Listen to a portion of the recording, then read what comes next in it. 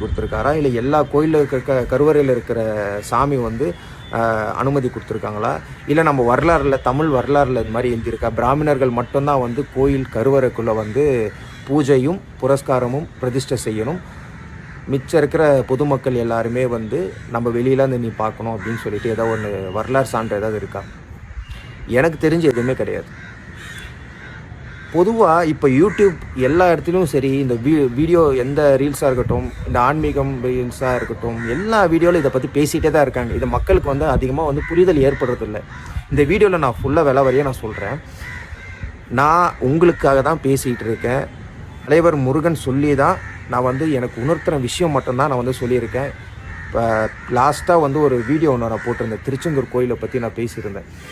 அங்கே என்னமோ உண்மையை நடக்கிறது தாங்க நான் சொன்னேன். திருச்செந்தூர் கோயிலில் எப்படியெல்லாம் நம்ம வந்து கஷ்டப்பட்டிருக்கோம், க்யூவில் நின்று போயிருப்போம், அங்கே நடக்கிற சில விஷயங்களை பற்றி நம்ம பார்த்துருப்போம்.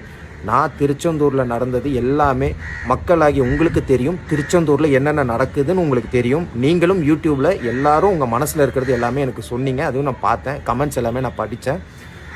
இதில் இந்த திருச்செந்தூர் பதிவு மட்டும் நான் போட்டேன் பார்த்தீங்களா, பன்னீரலை விபூதி ஒரு மார்க்கெட்டிங் போயிட்டுருக்கு, கோயிலில் வந்து இந்த க்யூவில் ஒரு பிஸ்னஸ் ஒன்று போயிட்டுருக்கு, கோயிலில் எல்லா கோயிலையும் தான் பிஸ்னஸ் போயிட்டுருக்கு. நான் அது எல்லா வீடியோவும் நான் சொல்லியிருக்கேன். அப்போது